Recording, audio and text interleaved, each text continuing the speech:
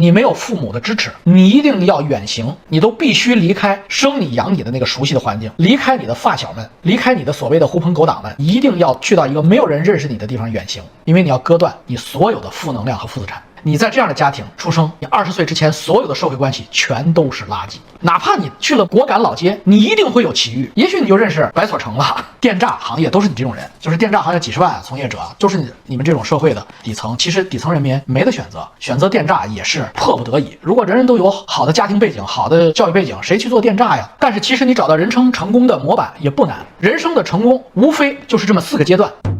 王哥你好，请不要读我的名字，感谢。我在一个3线城市的城中村长大，那是00几年，城市高速发展，大量农民工从农村进城务工，在城中村租房，那种城中村的2层小楼，经常6、7个家庭挤在一块儿，并且共用一个厕所。在我住的出租屋北面有条小街，我小时候一直叫后街，游戏厅、溜冰场、澡堂，还有大量小吃摊。一到放学放假，包括我在内的大量农民工的孩子们就跑到后街去鬼混。我们这样的小孩没有童真，小学2、3年级就满嘴都是生殖器的脏话。我跟在那些大孩子后面去游戏厅打游戏、玩老虎机，又或者去溜冰，没钱了就去偷，被抓就挨打，打完了还偷。当时的后街龙蛇混杂，混混、黑社会、妓女，我这样的野小孩混在一起。我甚至还见过毒贩。这样的环境下，我自然也不会好好学习。我甚至从小就没有学习的概念，作业本到学期末都是崭新的，能混一天是一天。想要改变这种状态，已经是我15、16岁以后了。当时我追到了初中，我认为最好看的女生，她成绩非常好，是典型的校花学霸和社会小黄毛组合。当时我认识到这样混下去跟她不可能有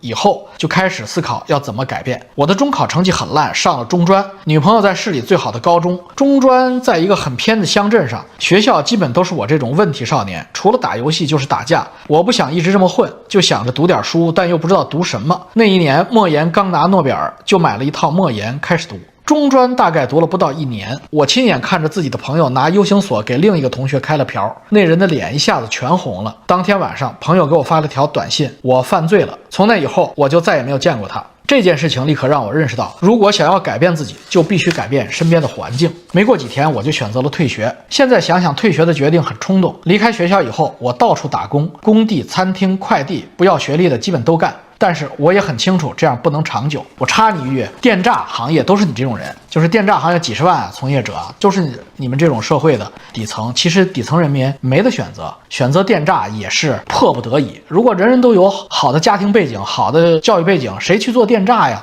就像伊隆马斯克去了加沙之后回来说，那说的是真是对的，就是如果一个国家充斥了贫穷和仇恨，那生产出来哈马斯这样的极端分子，那就是生产哈马斯极端分子的沃土。你不改变贫穷和教育，这些东西永远改变不了。所以你这个观众的来信就说明你其实这个贫穷的家庭、贫穷的社会环境造就的，你比哈马斯强那么一点，但是也距离电诈就是一步之隔，这没人带你。年轻的时候如果有人带你，你可能也就去了，因为电诈收入高啊，一年能挣几十万呀。所以呢，好多孩子就都去了，去那儿刀口舔血。如果解决不了中国的底层人民群众的就业问题、贫穷问题，所谓的缅北剿掉电诈就是个笑话。相信打掉缅北就打掉电诈，那就是猪，那就是金上给大家讲的一个中国梦。金上最擅长做梦。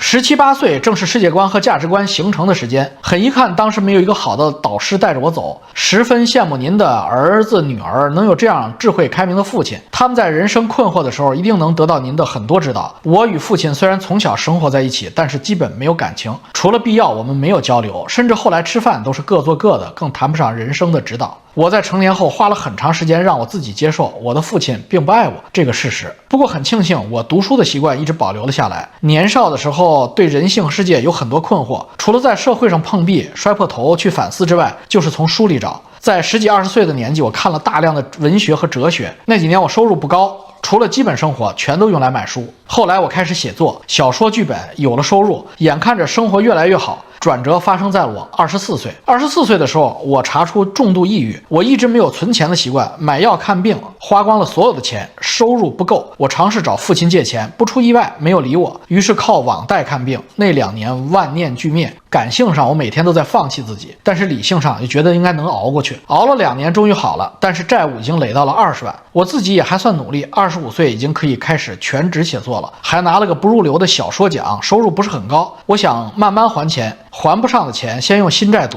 就这么一直熬到了今年。今年9月份的时候，我失业。本来想着疫情之后影视行业会好转，所谓的影视寒冬会过去，结果没有，反而越来越差了。失业对于我来说几乎是灭顶之灾，还有一部分债务没还，新的工作一直找不到，逾期已经成了必然。我刚过27岁生日，我现在对未来充满矛盾，时常绝望又充满希望。这几年的困境让我明白了一个道理，要不断的拯救自己于深渊，一而再再而三，永远不要放弃。但另一方面我又担心深渊之后是另一个深渊。最后我想请教王哥2个问题。第一，对于我这样负债还失业的社会最底层，几乎没有润的可能，在一个大洪水即将到来的年代应该怎么应对？以您的经验能否给到我一点建议？二，我经常听人说大萧条往往会让影视行业蓬勃发展，上世纪美国大萧条推动了好莱坞的崛起，日本90年代动漫也蓬勃发展。我现在除了坚持写作以外，还在学习有关导演的内容，所以想请问中国会不会迎来同样的时代？王哥怎么看中国影视行业以后的发展？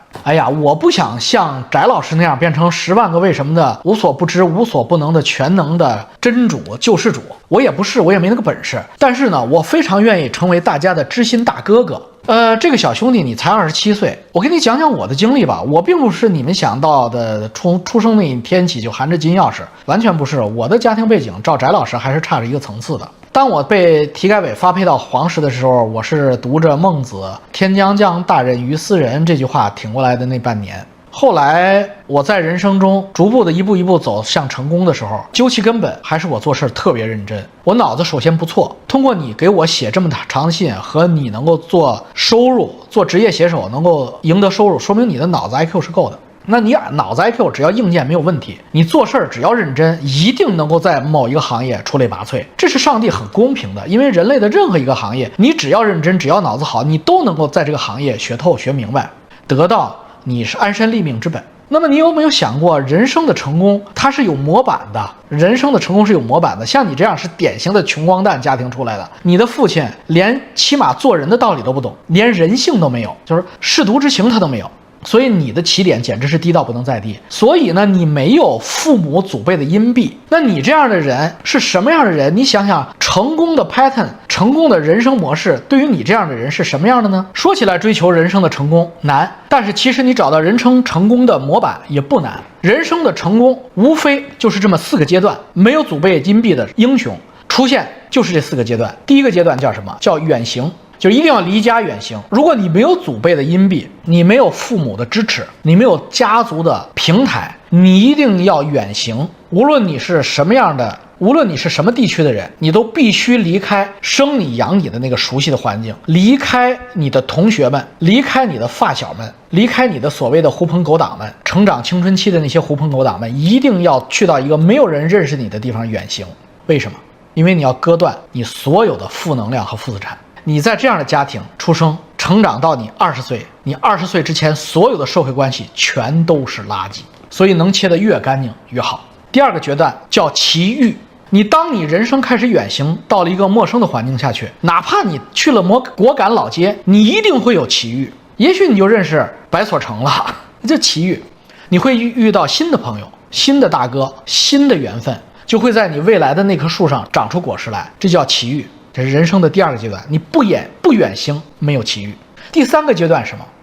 叫学艺，就是当你有了这样的奇遇，有了贵人，而你又聪明又肯学又踏实，人品又好的时候，你这个时候就能学到手艺、技术、知识。这个学艺的过程很痛苦，但必须要踏踏实实的完成，哪怕是电诈、打电话、设局，这都叫学艺。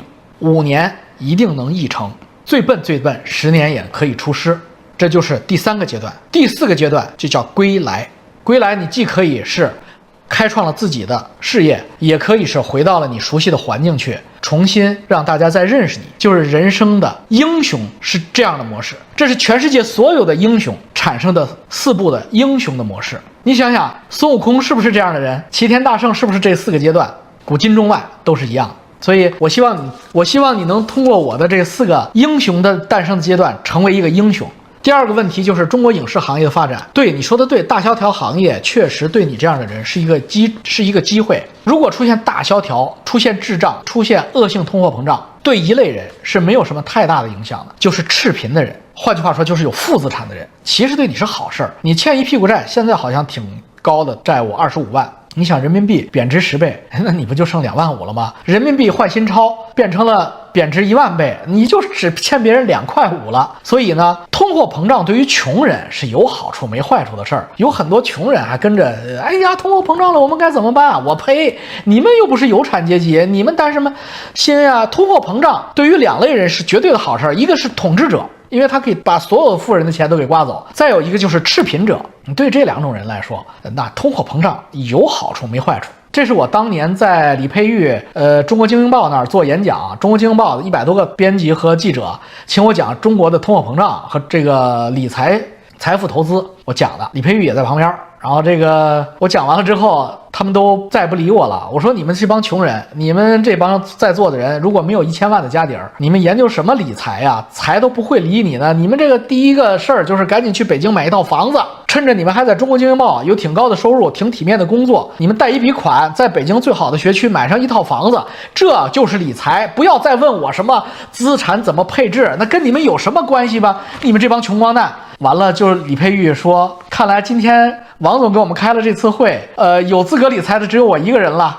这个李佩玉啊，还有韩锡辰，是韩锡辰说的。李佩玉掩口胡诌而笑啊，佩玉可能真的是有1000万以上，但除了佩玉，那都没有1000万，因为那是2000几年，不到2010年嘛。所以呢，我让他们那时候赶紧买房子，他们不爱听啊，一个一个装逼，还他妈的配置资产，所以呢，就是大萧条很快就要来，或者大通货膨胀，滞胀很快就要来，换人民币很快就来，对你来说是好消息啊，因为你穷，你全是欠别人的欠别人的债，没有存款，更没有资产，所以对于你来说，这个通货膨胀简直是好消息啊。第二呢，就是你这个行业呢确实会发展，但是呢，这种所谓的写作行业呢，在大萧条时代呢，有一个特别大的特点，就是包括你谈到日本，其实你也是意识到了这个问题，但你还没有把它总结出来，就是写实性文学就不再会受追捧了，因为写实太他妈残酷了，生活的压力，人人都抑郁症，都想跳楼，谁他妈看写实文学啊？而玄幻类、穿越类，完全不着四六的，这个天马行空的，什么黄金圣斗士啊，什么哆啦 A 梦啊，什么七龙珠啊，乱码1/2啊，这个就都出来了。所以将来呢，中国呢，你要是能写，你就写玄幻类的、穿越类的、脱离现实类的就更好，好卖好读。大家都不累，而且呢，你又有那么多的人生经历，你的人生经历非常丰富，底层社会的人生经历，你什么都见过，什么苦都吃过，所以你写的东西应该很精彩，你就开放你的思想啊，就是做一些什么霸道总裁啊，什么这个鱿鱼游戏啊，你就弄这些脱离时空的。这样的话呢，共产党也不会管你。王哥，我能问一个八卦问题吗？我想问的是，小燕子赵薇为什么被封杀呀？我也问了很多人，感觉都不靠谱。因为什么马云涉及蚂蚁金服的，之前翻烂账的（括弧军旗装），还有说是因为咱们习大大下令封杀的，还有说参与政变的，说的天花乱坠的，什么原因都有。我感觉没一个靠谱的。至于赵薇，这个太无聊了吧？我知道赵薇是汪宇的女朋友，做过一段时间，后来她就是做那个许宗衡吧，就是深圳那个市长的女朋友。后来许宗衡他的司机就跟他结婚了，司机就变成有钱人了，然后赵薇跟着变成有钱人了，但是把握不住自己的人生前途，所以就犯了很多不该犯的错误。汪宇是谁你们知道吧？就是那个关系，汪公子的女朋友嘛，他也洗不掉自己烙印。其实他正确的做法是当时他就应该出来过低调的人生，或者去美国、加拿大做一个影视公司，其实蛮好的。但是我不知道他为什么不选，还在那个粪坑洼地里边摸爬滚打，那就这样了。具体的情况我不了解。